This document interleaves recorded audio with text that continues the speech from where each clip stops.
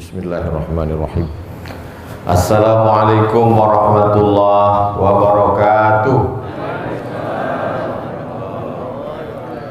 Alhamdulillah wassalatu wassalamu ala rasulillah sayyidina wa maulana Muhammad ibni Abdillah wa ala alihi wa sahbihi wa man tabi'ahu wa mawala. Acara kita pada siang hari ini namanya haul. Saya tidak menggurui tuan-tuan guru sekalian, tapi ceramah aku siang itu ditonton orang banyak, dan mereka akan bertanya-tanya apa arti haul ini.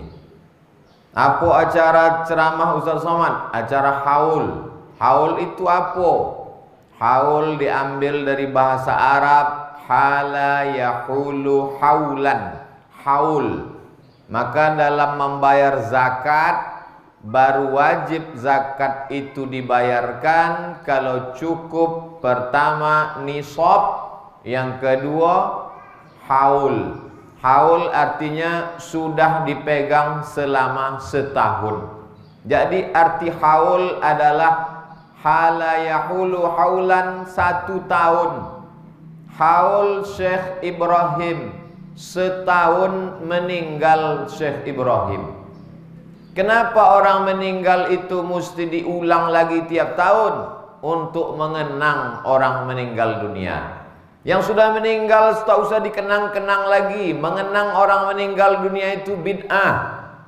Apakah orang di Saudi Arabia tidak ada mengenang orang meninggal dunia? Ternyata di Saudi Arabia ada nama acara Usbu' Muhammad bin Abdul Wahhab. Seminggu mengenang Muhammad bin Abdul Wahhab. Selama seminggu itu mengkaji kitab-kitabnya, diadakan seminar, diundang profesor doktor untuk presentasi makalah, diteliti lagi apa yang sudah dia lakukan waktu masih hidup.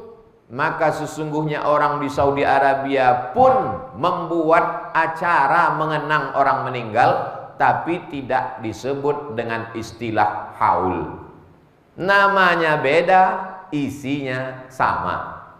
Haul isinya membacakan biografi almarhum Syekh Ibrahim yang dibacakan oleh cicit Syekh Ibrahim, Ustadz Nofri, yang membacakan biografi tadi. Dalam istilah ulama menyebutnya sebagai manaqib. Manaqib artinya sejarah hidup. Maka isi haul itu membaca Quran, membaca manaqib biografi, supaya orang hidup belajar bagaimana cara mengisi sisa-sisa umur yang dititipkan Allah Subhanahu wa ta'ala. Lalu kemudian di Saudi Arabia ada museum. Nama museumnya Museum Syekh Ibnu Utsaimin. Di dalam itu ada pena, pulpen yang terakhir dipakainya. Untuk apa itu? Mengenang orang meninggal dunia. Jadi Syekh Ibrahim sudah diadakan haul, sudah diadakan seminar menulis bukunya, ditulis oleh Dr. Afrijon Effendi, dosen UIN. Ditulis oleh Dr. Nixon Hussein dari UIN. Sudah dibukukan, dicetak, supaya masyarakat Rokan Hulu punya tokoh, punya teladan, punya panutan. Karena kalau panutannya Sayyidina wa Maulana Muhammad sallallahu alaihi wasallam, mungkin orang akan berkata itu nabi, itu jauh dari Arab. Tapi dari Pasir Pangarayan sendiri punya tokoh, orang yang menebarkan agama Islam, itulah dia Syekh Ibrahim. Meninggal tahun 1960, lahir 1840, meninggal usia 120. Kalau hiduplah hari ini Syekh Ibrahim, umurnya 161 tahun. Lalu kemudian haul Syekh Ibrahim Al-Khalidi An-Naqsyabandi. Apa pula itu Naqsyabandi? Naqsyabandi diambil dari kata naqsh.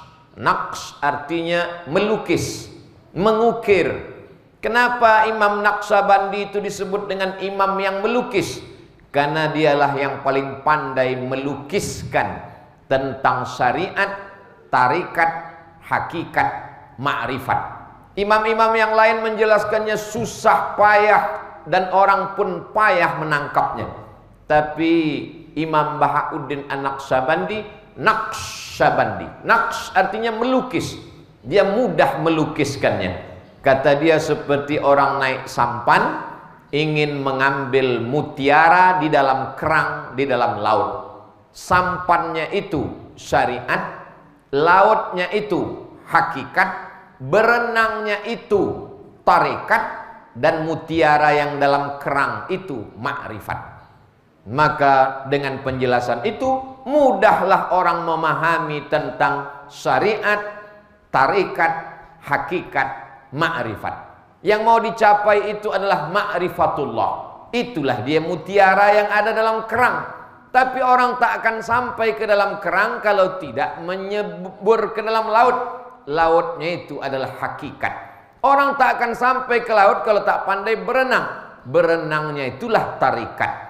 Dan orang tidak akan mungkin bisa berenang kalau tidak naik sampan. Sampannya itulah syariat. Maka orang tarikat tidak meninggalkan syariat. Orang yang sampai kepada hakikat pun tetap pada syariat. Dan orang yang bersyariat, kalau hanya di syariat saja, hanya sekedar berputar-putar saja naik di atas sampan, tak sampai ke dalam laut karena tak bisa berenang, tak sampai mendapatkan mutiara karena tak masuk ke dalam hakikat.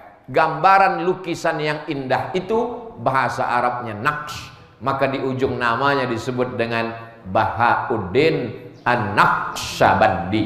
Kampungnya di Uzbekistan. Uzbekistan itu pernah dijajah oleh Uni Soviet.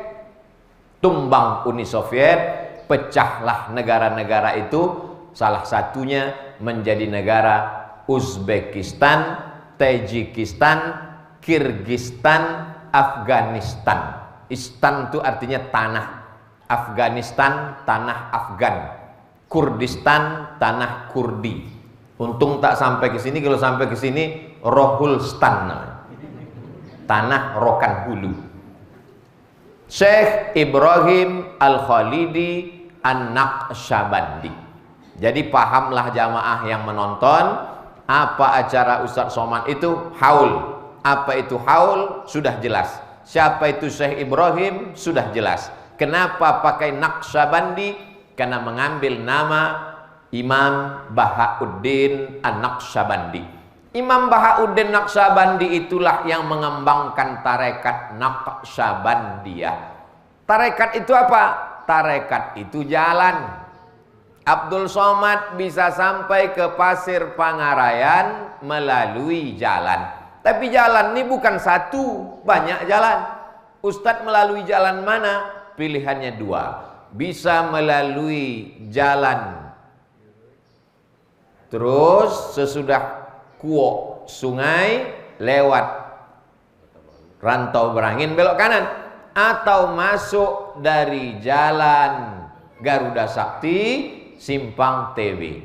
Jalan ini namanya tariqat. Jadi Ustadz ikut jalan mana? Saya ikut tariqat Rantau Berangin. Kenapa Ustadz pilih tarekat Rantau Berangin? Kenapa tak ikut tarekat Simpang TB? Karena kebetulan mursyid saya lewat Rantau Berangin. Mursyid itu siapa? Mursyid itulah penunjuk jalan. Jadi biar mudah memahami, karena kalau pakai istilah kuliah, mursyid diambil dari kata arsyada yursidu irsadan, mursyidun mursidan. Lalu kemudian apa artinya secara etimologi, terminologi, susah. Jadi saya selalu berceramah simple, menggunakan bahasa-bahasa yang mudah dipahami masyarakat. Tariqat adalah jalan. Yang menjadi tujuan Pasir Pangarayan. Yang membawa jalan mursyid, penunjuk jalan. Bahasa Inggrisnya mursyid itu guide. Kalau kita pergi ke Makkah, ada guide yang menunjukkan mana pintu masuk ke Masjidil Haram. Siapa yang membawa tawaf? Yang membawa tawaf namanya mutawif, orang yang membawa tawaf. tertulis di dadanya mursyid. Lalu kemudian datang jamaah dari Rokan Hulu bertanya, kamu mursyid tarekat? Enggak, mursyid umroh, guide, penunjuk jalan.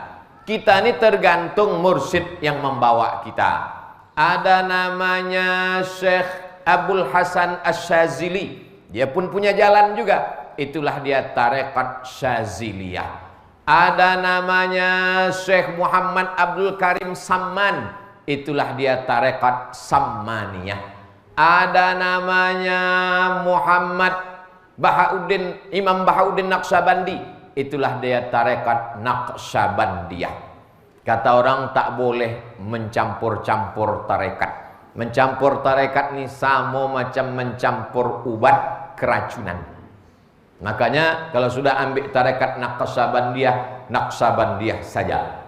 Tapi kami tengok Ustadz Somad di banyak video, Ustadz ada mengambil tarekat Sammaniyah, Ustadz ada mengambil tarekat Syadziliyah. Aku tak ada mengambil, aku dikasih hadiah. Jumpa dengan Syekh Muwaffaq. Syekh Muwaffaq ini dari Suriah, sekarang tinggal di Turki. Karena berkonflik di Damaskus, pergi dia ke Turki. Datang dia ke Pekanbaru, membacakan kitab-kitab hadis. Lalu kata dia, aku ijazahkan kepada engkau wahai Abdul Somad tarekat Syadziliyah. Kalau kita dikasih ijazah, kita katakan qabiltu, aku terima. Tak boleh kita tolak. Hadiah dari orang mulia, dari ustadz, dari ulama. Lalu kemudian 2020-2019 saya pergi ke Sudan. Sampai di Sudan saya berjumpa dengan Profesor Dr. Syekh Umar Al-Ma'ruf Ali. Syekh Umar Al-Ma'ruf Ali ini adalah cicit-cicit dari Syekh Muhammad Thayyib. Syekh Muhammad Thayyib ini murid dari Syekh Muhammad Abdul Karim Samman. Syekh Abdul Karim Samman pendiri tarekat Sammaniyah. Syekh Muhammad Abdul Karim Samman Al-Madani di Madinah Al-Munawwarah punya murid namanya Muhammad Arsyad Al-Banjari. Itulah penulis kitab Sabilal Muhtadin. Makanya Syekh Muhammad Arsyad Al-Banjari itu tarekatnya Sammaniyah. Syekh Muhammad Arsyad Al-Banjari punya kawan, sama-sama mengambil tarekat Sammaniyah dari Palembang. Namanya Syekh Abdul Somad Al-Falembani.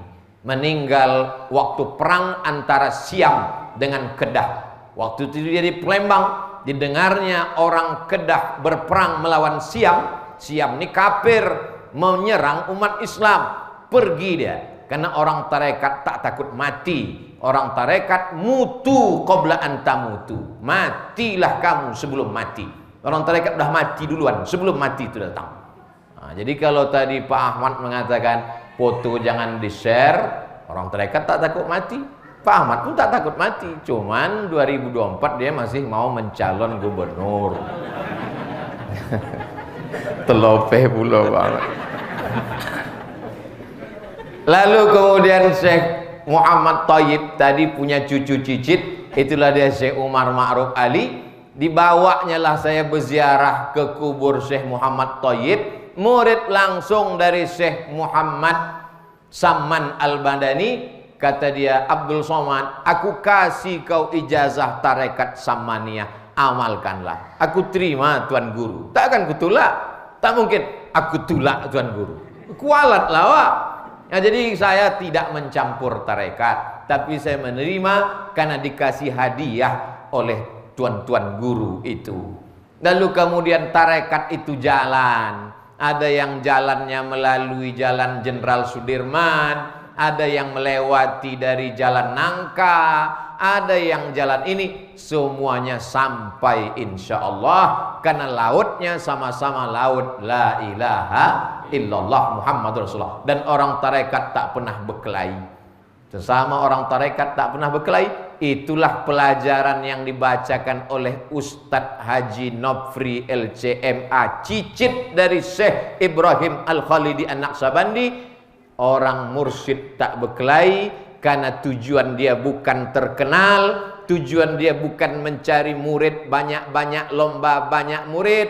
Tujuan dia ilahi anta maqsudi waridhaka matlubi. Putus kajinya, Tak ada lain yang dicarinya. Yang dicarinya ilahi anta maksudi, engkau yang aku maksud. Waridhaka, ridho engkau yang aku cari, ya Allah, ya Rasulullah sallallahu alaihi wasallam.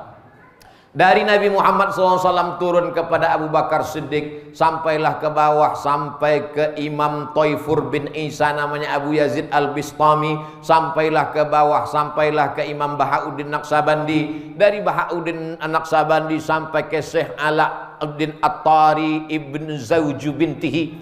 Syekh Bahauddin Naqsabandi punya anak perempuannya ini punya suami namanya Alauddin At-Tari. Itulah yang melanjutkan, jadi tidak anak kandungnya tapi menantu.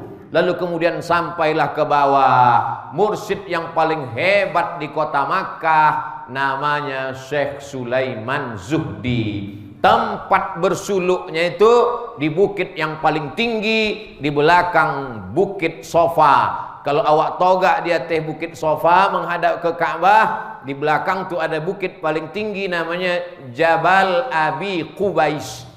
Bahasa Arabnya Jabal Abi Qubais. Ada pulau balehu aku tengok tertulis Jabal Abi Kubis. Kubis tu kol. Jabal Abi Qubais pakai qaf. Qubais. Disitulah Syekh Sulaiman Zuhdi. Syekh Sulaiman Zuhdi ini punya murid namanya Maulana Ibrahim. Syekh Maulana Ibrahim ini punya cicit. Itulah dia yang di sebelah Pak Ahmad, Sayyidi Syekh Abu Bakar, Tuan Syekh Sayyidina Ibrahim kumpulan. Lalu kemudian Syekh Sulaiman Zuhdi tadi punya murid lagi. Nama muridnya Syekh Abdul Wahab Rokan. Syekh Abdul Wahab Rokan punya cucu, meninggal. Saya pun baru tahu ini Pak Ahmad, beliau meninggal. Syekh Wan Nurdin yang awak bacakan Al-Fatihah tadi. Syekh Sulaiman Zuhdi tadi punya murid namanya Syekh Ismail Al-Khalidi An-Naqsabandi. Itulah mursyid Surau Gadiang, Sorga Surau Gadiang. Syekh Sulaiman Zuhdi tadi punya murid, nama muridnya Syekh Ibrahim Al-Khalidi An-Naqsabandi. Syekh Ibrahim punya anak perempuan namanya Hajah Siti Fatimah. Hajah Siti Fatimah punya anak laki-laki, itulah dia Dr. Haji Ahmad MSI, anggota Dewan Komisi 8 DPR RI. Lai joleh. Nah, ini bukan untuk Bapak Ibu, untuk penonton awak yang menonton di YouTube, yang tak tahu siapa-siapa yang hadir. Tuan-tuan guru, mursyid-mursyidin, Tuan Khalifah yang tak dapat saya sebut satu persatu, semuanya insya Allah dimuliakan Allah Subhanahu wa ta'ala. Sudah ku jelaskan makna haul, makna Naqsabandi, makna tarekat, makna mursyid, syaziliyah, samaniyah. Ada lagi tarekat yang didirikan oleh Abdul Qadir Al-Jilani, itulah dia tarekat Qadiriyah. Ada lagi nama tarekat Burhami, itulah dia tarekat Ibrahim Ad-Dasuqi, namanya Burhamiyah atau Dasukiyah. Tarekat ini di Mesir disatukan. Nama persatuannya Majlis A'la Lituruq As-Sufiyah, Majlis Tinggi Persatuan Tarekat-Tarekat. Waktu kami belajar di Mesir, yang menjadi ketua persatuan tarekat ini adalah Profesor Dr. Ahmad Umar Hashim. Ahmad Umar Hashim, Rektor Al-Azhar Kairo. Itu beda tempat kita. Di tempat kita, Profesor Doktor tak bertarikat. Kalau di Mesir, Profesor Dr. Syekh Ahmad Umar Hashim, mursyid tarekat, bahkan pernah menjadi ketua persatuan tarekat-tarekat. Maka tarekat tidak bisa diserang. Kenapa? Karena yang menjadi mursyidnya itu profesor, doktor, alim, ahli hadis. Sahih Bukhari 7275 hadis, Syekh Ahmad Umar Hashim menjelaskannya. Jadi ke depan kita berharap Mursyid-mursyid yang masa akan datang, anak cucu kita ini adalah orang-orang seperti Profesor Dr. Ahmad Umar Hashim, insyaallah. Amin. Itulah cita-cita dari Rokan Hulu. Jadi bagaimana caranya? Didirikanlah SD tahfiz Quran, SMP tahfiz Quran, SMA tahfiz Quran, lalu kemudian sekolah tinggi ilmu Al-Quran. Sudah dibuatkan Pak Ahmad. Masih ada lagi Pak? Oh masih. Karena di sebagian tempat asal berhenti bupatinya qalu inna lillahi wa inna ilaihi raji'un. Rupanya di Rokan Hulu masih ada. SMP tahfiz Quran, SMA tahfiz Quran, S1 tahfiz Quran, nanti dia S2, S3, fikihnya mantap, tafsirnya oke, hadisnya luar biasa, tapi dia tetap bertarekat.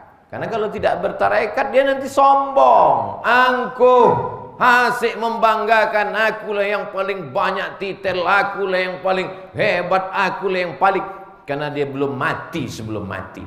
Bertarekat itu mutu qabla an tamutu, matilah kamu sebelum mati. Ustaz Somad itu kan hanya cerita tarekat saja. Bisa orang membaca buku tarekat? Bisa.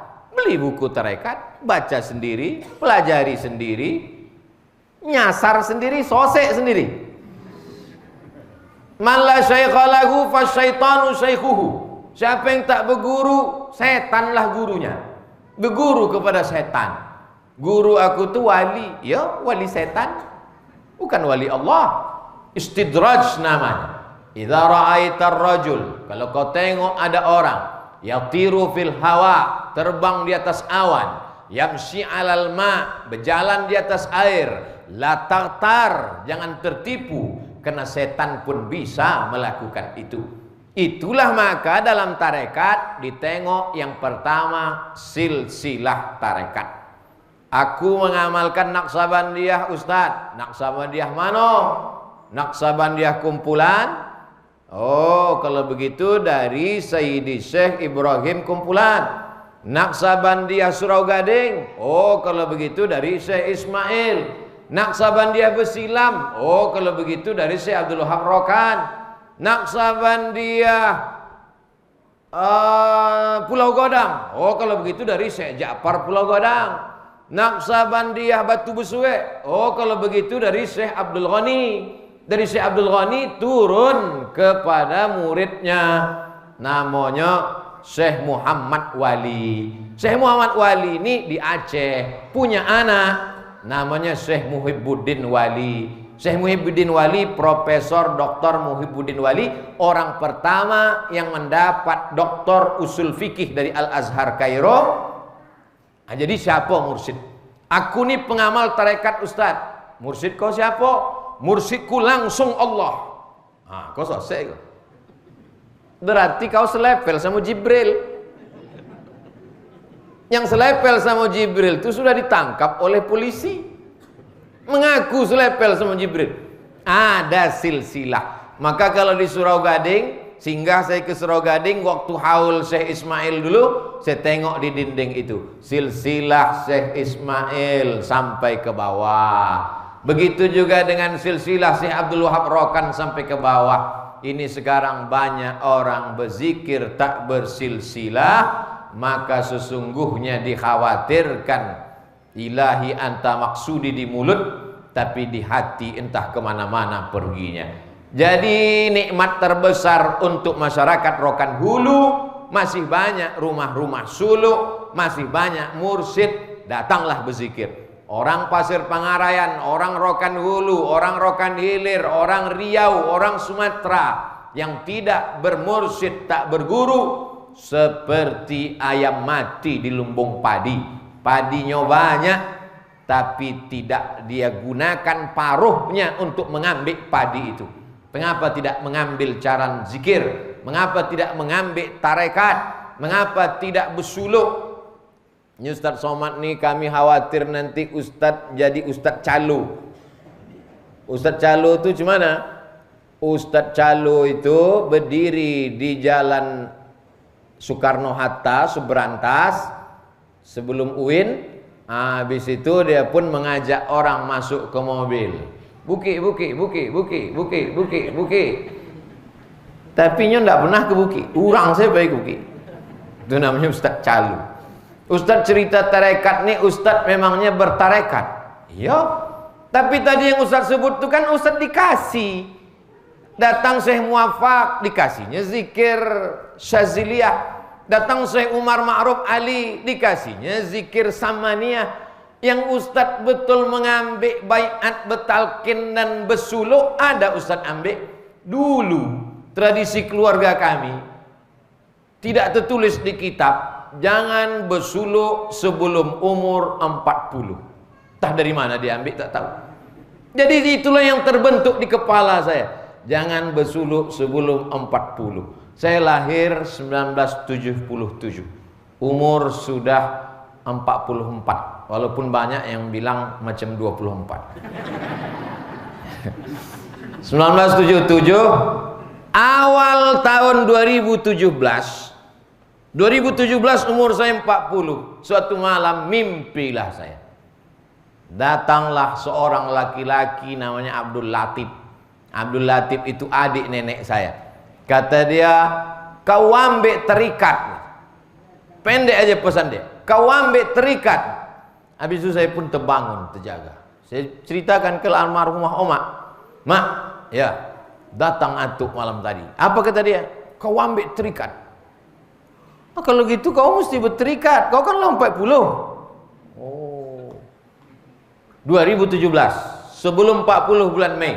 Disitulah awal saya mengambil tarekat. Datanglah saya mengambil jalan zikir. Disuruh mandi pakai limau. Awak biasa pakai sampo. Suruh mandi limau. Sesudah dimandikan pakai limau, dibaringkan di kain putih. Oh, berarti ini gladi kotor kematian. Kalau awak 17 Agustus ada gladi upacara, ini gladi kematian. Berarti aku ini memang udah siap-siap mati udah nih. Memang udah siap mati. Dimandikan, dikafankan, sesudah itu barulah ditalqinkan la ilaha illallah. Bersuluk 10 hari. Awak pakai paket hemat aja deh. Oh, sibuk kan? Jadi tidak sampai 40. Ambil yang 10, menetes air mata bersuluk 10 hari. Sakit Ustaz? Tidak sakit. Awak cuma duduk berzikir. Nasi tak berlauk. Nasi bersukat. 10 hari. Awak biasa diundang ceramah, udang, kepiting, ayam panggang. Ustaz kalau diceramahkan, semua makanan yang paling enak itu dikasihkan ke Ustaz. Di situ ada Kapolda, ada Kapolres, ada Dandim, ada tentara, ada polisi, ada jaksa, ada pengacara, ada bupati. Awak dulu dikasih makan. Silakan Ustaz. Kalau ada racun di situ, awak mati dulu.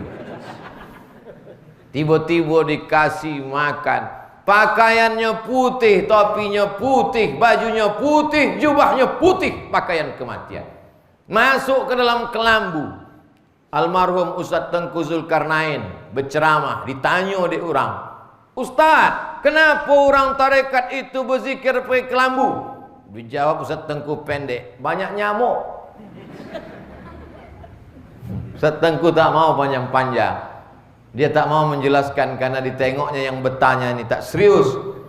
Orang yang berada di dalam kelambu, sesudah dia dimandikan limau, sesudah dia dikapankan pakai kain putih, ditalkinkan la ilaha illallah, maka waktu itu dia dalam kelambu macam dalam liang lahat. Kelambunya bukan kelambu bulat, kelambu petak. Pandang ke kanan, dinding liang lahat.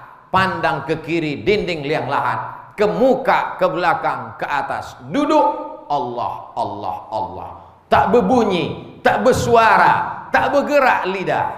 Macam mana caranya Pak Ustaz? Bersuluklah. Tidak ada lain yang dibaca kecuali Allah, Allah, Allah, Allah, Allah, Allah, Allah, Allah, Allah, Allah, Allah. Kenapa mesti Allah, Allah, Allah?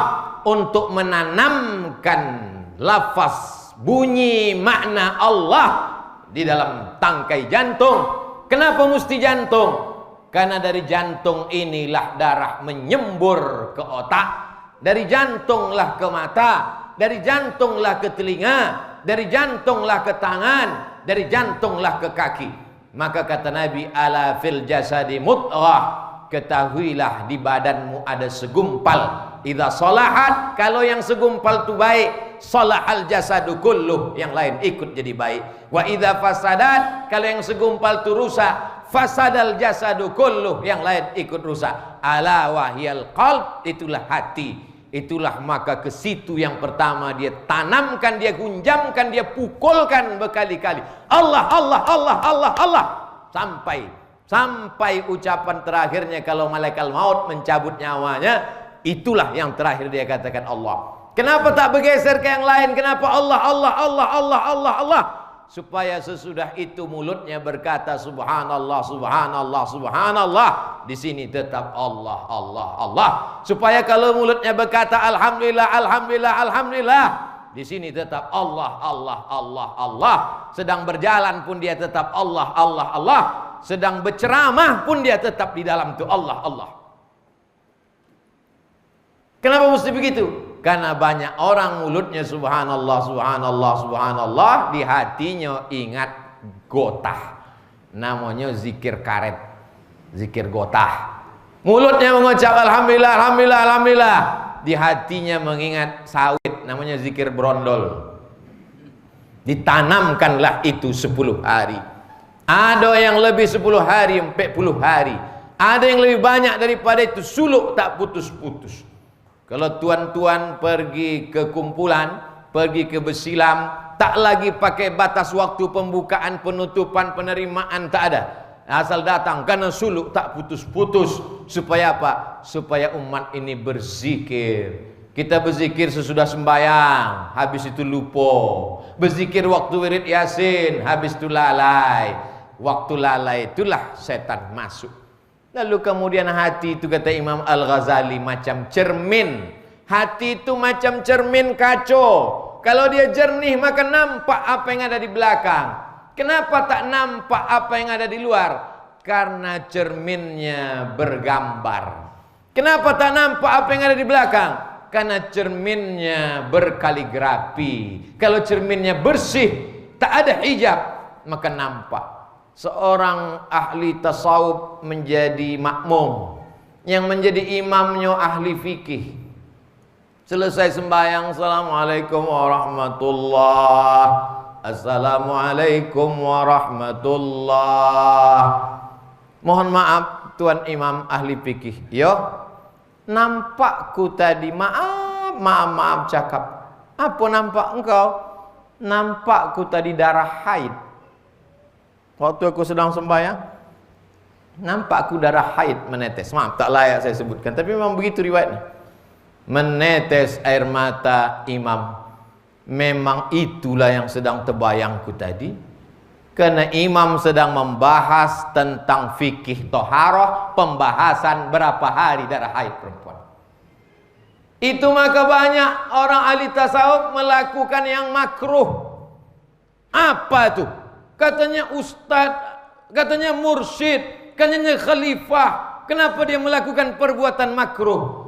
Karena dia takut waktu tamunya datang, dia tahu apa tujuan tamu itu, maka dibuatnya yang makruh supaya datang hijab ditutupkan Allah, supaya hatinya hanya ilahi anta maksudi. Sebab kalau nampaknya nanti tamu nih, datang yang satu rupanya ingin mencaleg, datang yang satu rupanya ingin mencalon 2020 hompe, datang yang satu takut dia hatinya rusak, akhirnya dilakukannya perbuatan makruh. Supaya apa? Supaya hatinya tak rusak karena keinginan makhluk-makhluk ini, supaya hatinya hanya kepada Allah Subhanahu wa ta'ala. Berbeda dengan orang yang sengaja berzikir tapi ingin tahu apa maksud tujuan orang datang. Berapa banyak orang mengaku wali padahal sesungguhnya bukan wali. Kenapa? Karena melanggar syariat Allah Subhanahu wa ta'ala. Ini poin yang saya pegang dari kehidupan Syekh Ibrahim Al-Khalidi An-Naqsabandi. Beliau mursyid, beliau sufi, tapi beliau tetap berpegang kepada syariat. Manalah sejarah Syekh Ibrahim yang menunjukkan dia berpegang pada syariat? 10 tahun jadi imam masjid, tak pernah tinggal sholat berjamaah. Ini kritik bagi orang yang baru bersuluk 3 hari sudah tak sembahyang lagi. Kau tak sembahyang? Aku sembahyang tidak di pasir, di Masjidil Haram. Baca. Orang Rokan Hulu, Rokan Hilir, Riau, Bumi Lancang Kuning. Baca sejarah Syekh Ibrahim Al-Khalidi An-Naqsyabandi yang langsung mengambil tarekat dari Syekh Sulaiman Zudi, yang diakui sebagai mursyid, yang punya karamah. Tak tinggal sholat berjamaah 10 tahun menjadi imam masjid. Mungkin doanya 10 tahun itulah waktu dia bermunajat minta pada Allah. Tentu waktu berdoa itu ada di antara doa dia, Rabbana hablana min azwajina wa dzurriyyatina. Jadikan anak cucuku ya Allah orang yang memakmurkan masjid. Berdirilah Masjid Islamic Center Pasir Pangarayan Rokan Hulu, Masjid Madani. Masih ada Madaninya lagi? Dulu kabarnya dibuang, dianggap itu ada Ahmad tuh Ahmad itu. Tapi saya yakin dan percaya masjid itu berdiri itu karena ada doa datuk-datuk awak dulu. Saya yakin dan percaya kalau doa saya, berapalah doa saya, tapi saya yakin doa datuk-datuk saya dulu kepada Allah Ta'ala, jadikanlah salah satu dari cucu-cucu cicitku ini ya Allah, yang menyebarkan agamaku ya Allah. Jadi kalau bapak ibu di Rokan Hulu, di Riau hari ini bermunajat 2 kali dalam sepekan, tuwajuh diambil dari kata wajah artinya menghadap. Tuwajjuh menghadapkan diri kepada Allah Subhanahu wa taala. Tak cukup hanya tuwajjuh, wajjahtu wajhiya lilladzi fataras samawati, tapi betul-betul tuwajjuh, mentawajjuhkan wajah diri kampung halaman, meminta kepada Allah. 1-2 dari keturunan itu ada yang melanjutkan risalah itu. Alhamdulillah sampai hari ini tarekat tetap terjaga, terpelihara. Rokan Hulu tetap dilindungi dengan bumi negeri 1000 suluk sampai hari kiamat insyaallah. Pelajaran yang pertama, bahwa dia tidak meninggalkan syariat. Pelajaran yang kedua, dia tidak hanya duduk dalam kelambu memetik tasbih, tapi dia belajar sampai ke Makkah Al-Mukarramah. Cicitnya belajar sampai ke Kairo Mesir, pulang. Itulah tadi yang membacakan biografi Ustadz Haji Nofri LCMA, angkatan 97, saya angkatan 98. Rumah dia di Kairo, di simpang tuh ada air mancur. Ada anak baru, naik bis salah, mau ke mana? Mau ke rumah Ustadz Nofri. Di mana yang ada air mancur? Nggak dapetnya. Rupanya pas hari itu air mancur itu mati. Itu mah aku ingat rumah Ustadz Nofri kok. Nah, ada air mancurnya. Bapak Ibu yang dimuliakan Allah Subhanahu wa taala, cucu cicitnya belajar sampai ke Makkah.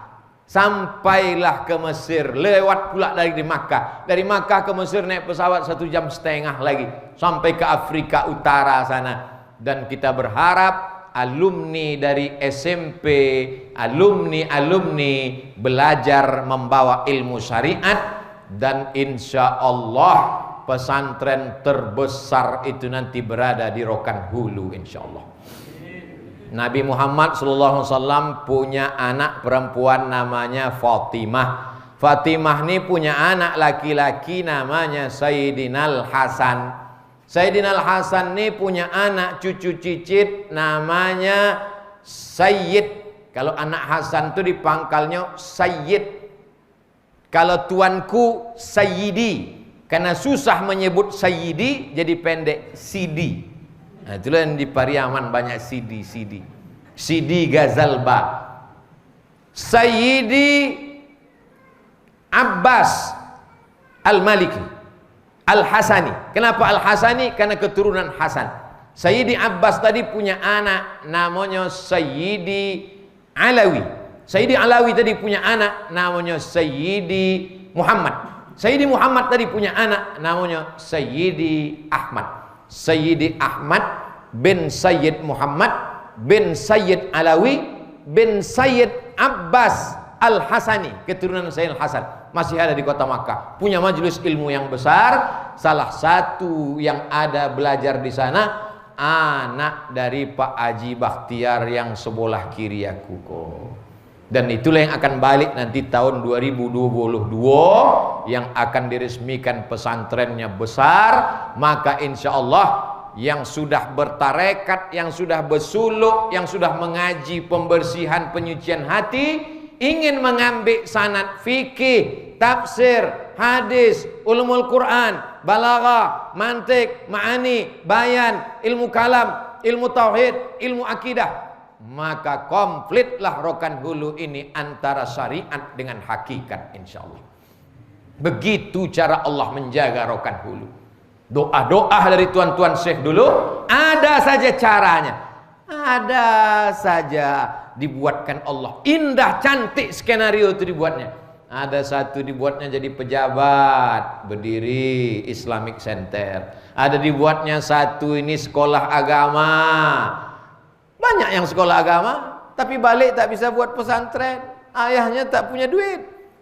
Ini sudahlah ayah punya duit, anak mau pula sekolah agama. Banyak juga ayah punya duit, anak sakau, mabuk, sabu-sabu. Banyak anak yang suka mengaji, tapi balik tak ada tanah. Ini ketemu anak suka belajar agama, disupport dengan itu. Kalau bukan karena doa dari tuan-tuan syekh dulu, cara Allah menjaga Rokan Hulu, buah daripada zikir mereka, buah daripada tuajuh mereka terpeliharalah. Maka tak ada alasan untuk anak-anak. Ujung dari ceramahku ini, daftarkanlah anak-anak 2022. Oh, ingin mencari santri? Tidak, karena pesantren ini bukan untuk cari duit. Pesantren ini bukan investasi. Pesantren ini Haji Bakhtiar dikasih tahu saya sama Pak Ucok Parla dulu, Ustadz Somad, itu Ustadz Somad kalau mengisi minyak di tompek pom bensin Haji Bakhtiar tidak pakai duit, kata dia. Hah? Kenapa tak pakai duit Pak Ucok? Karena pakai minyak. Oh, itu maksudnya. Bapak Ibu yang dimuliakan Allah Subhanahu wa taala, jadi teruslah tuajuh, teruslah bersuluk, teruslah berzikir. Kenapa? Janji Allah taala, walau anna ahlal qura amanu, kalau penduduk ini beriman, wattaqau, bertakwa, la fatahna alaihim, kubukakan untuk mereka barokat, barokah dibukakan Allah. Nih barokah, Islamic Center terbuka, dibukakan Allah lagi barokah. Pesantren terbaik, terbesar dengan sanad keilmuan sampai ke Makkah. Jadi nanti anak-anak Rokan Hulu kalau dia mengajar hadis, dari mana kau dapat hadis? Dari Rokan Hulu. Siapa nama ananda itu Haji Bakhtiar? Haji Fadli. Dari mana sanad hadis kau Sahih Bukhari? Dari Haji Fadli. Haji Fadli dari siapa? Dari Said Ahmad. Said Ahmad dari siapa? Dari Said Muhammad. Said Muhammad dari siapa? Dari Said Alawi. Dari Said Alawi siapa? Dari Said Abbas. Sampai siapa? Sampai ke Nabi Muhammad sallallahu alaihi wasallam. Bersanad ilmunya, tarekatnya bersilsilah, hadisnya bersanad. Insya Allah selamatlah dia dari aliran-aliran sesat. Sekarang yang mengacau anak-anak kita ini dua. Yang pertama kejahatan pemikiran, otaknya dirusak. Yang kedua kejahatan fisik, kejahatan pemikiran, sekuler, liberal, komunis, ateis. Cobalah Bapak Ibu tonton di YouTube itu, begitu banyak ceramah orang, macam-macam isi pikirannya. Kenapa? Karena YouTube dan Google tak bisa membedakan mana bunga, mana sampah. Apa yang ditulis nampak sampah, datang sampah. Bunga, datang bunga. Hantu, datang hantu. Tapi kalau dia berguru, insya Allah ada orang hanya mengkaji tarekat tapi tidak mengaji fikih. Ada orang hanya mengkaji fikih tapi tidak mengkaji tarekat. Rokan Hulu ke depan.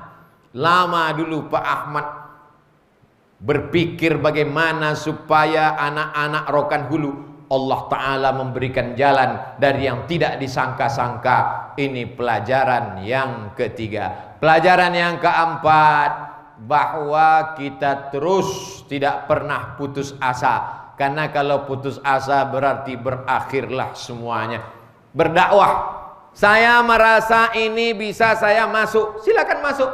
Berbagi-bagi tugas masing-masing. Saya tengok orang tarekat ini berbagi-bagi tugas.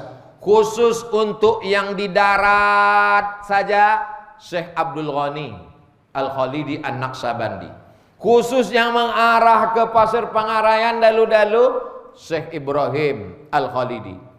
Untuk yang Melayu, untuk yang Mandailing, Syekh Ismail. Untuk yang sungai, menelusuri Sungai Kampar dari mulai Pulau Godang sampai ke Langgam sampai ke Pelalawan, Syekh Ja'far Pulau Godang. Jadi kalau ditengok silsilah tarekat Naqsabandiyah ini, kalau yang daerah aliran Sungai Kampar dari mulai Pulau Godang kanan kiri sampai ke Pelalawan, itu nanti semuanya ke Syekh Ja'far Pulau Godang. Tapi kalau yang di daratan arah Mandailing, itu Syekh Ismail. Mereka bagi-bagi tugas dan mereka tak pernah mengkafirkan, membid'ahkan, menyalahkan. Karena tujuan mereka bukan mencari siapa murid paling banyak, siapa yang paling hebat, siapa yang paling keramat. Tidak. Karena mereka selalu mengatakan yang dicarinya hanya ridha Allah Subhanahu wa ta'ala. Kemarin saya sampai ke salah satu tepi Sungai Kampar, menengok gambar Syekh Ja'far Pulau Godang. Lalu saya tanya, udah ditulis ini Syekh ini khalifahnya siapa-siapa, kemudian khalifah ini punya khalifah lagi. Itulah kekurangan kami Pak Ustadz, tak kami tulis sehingga sejarah ini hilang. Alhamdulillah biografi sudah siap, sudah Bapak Ibu dapat bukunya, tapi tentang khalifah ini belum lagi. Ke depan kalau ada anak dari UIN KKN kemari, maka dia mesti dibebani tugas. Kau tulis siapa saja khalifah Syekh Ibrahim dari sejak beliau menjadi mursyid sampai meninggal 1960, dari khalifah ini siapa-siapa saja, supaya sejarah ini tidak hilang. Ditulis di website internet, disampaikan ke dalam ceramah, nanti baru kita share supaya orang tahu bahwa apa, negeri ini punya sejarah. Jangan sampai orang tak tahu sejarah. Sejarah itu dari bahasa Arab, syajarah. Syajarah artinya pokok kayu. Pokok kayu itu tidak cuma pucuknya, tapi ada rantingnya, ada cabangnya, ada batangnya, ada akarnya. Barulah dia menjadi pokok kayu. Itu tadi kekhawatiran Pak Ahmad, banyak orang tak tahu siapa datuknya, tak jelas. Kau anak apa? Aku anak bayi tabung. Bayi tabung itu punya ayah juga, punya bin juga. Maka kami kalau mendaftar di Al-Azhar dulu, mesti ditulis di situ pendaftaran Al-Ismur Rubai, Ismu Rubai 4. Nama mesti 4 di situ. Nama mahasiswa, nama ayah, nama datuk. Di atas datuk itu apa namanya? Unyang. Anak siswa, ayah, datuk, unyang.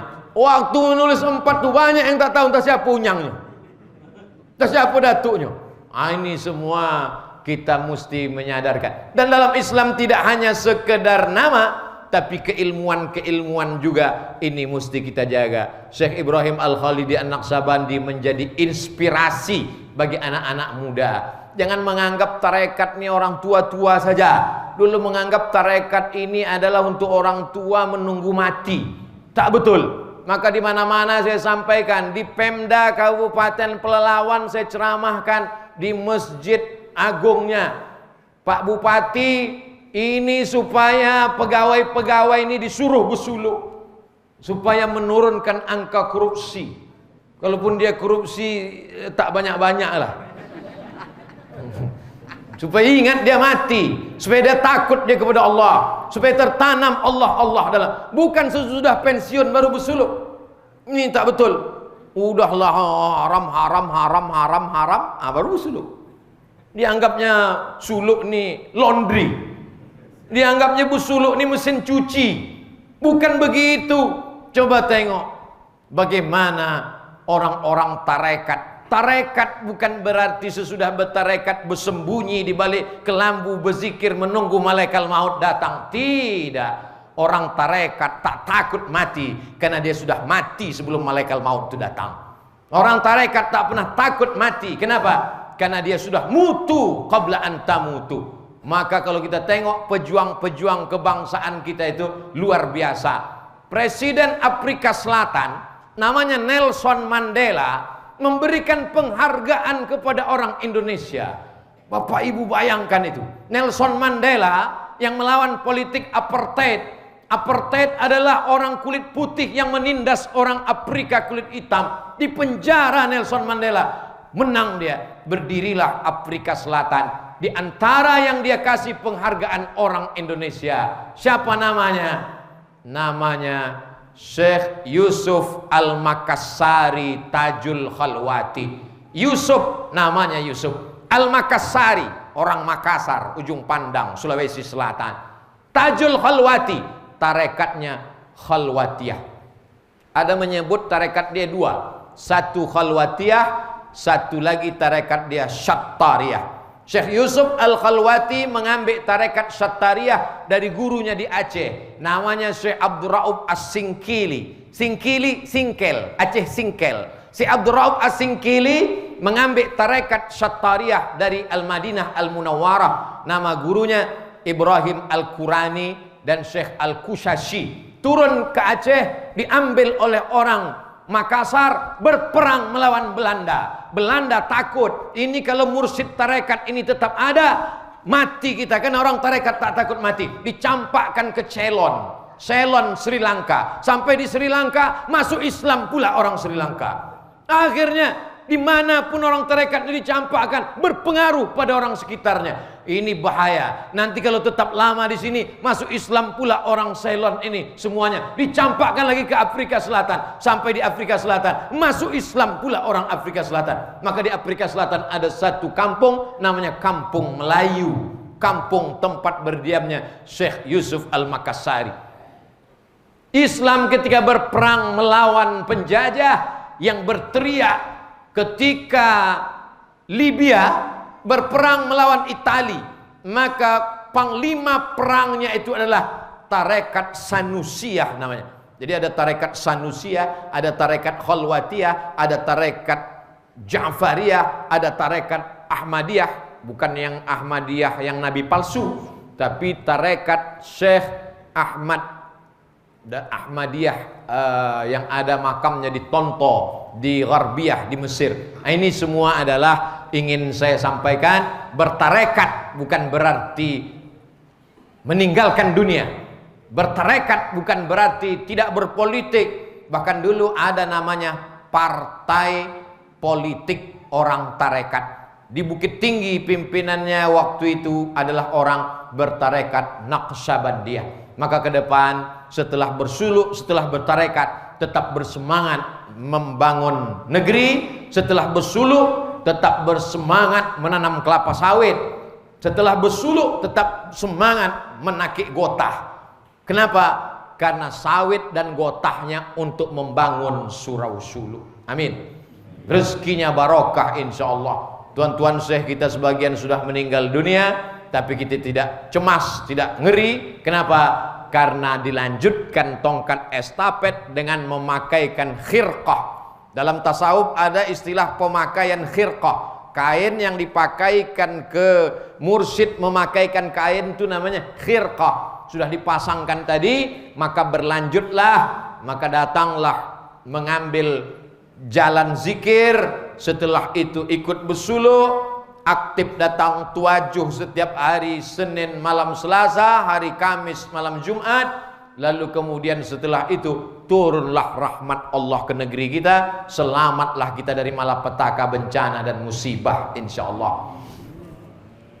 Pas 60 menit. Masih macam yang dulu juga. Itulah yang dapat saya sampaikan pada pertemuan kali ini. Mohon maaf atas segala kesilapan, kehilapan dan kesalahan. Abdul Somad tidak menggurui tuan-tuan guru, hanya bercerita tentang Syekh Ibrahim Al-Khalidi An-Naqsyabandi.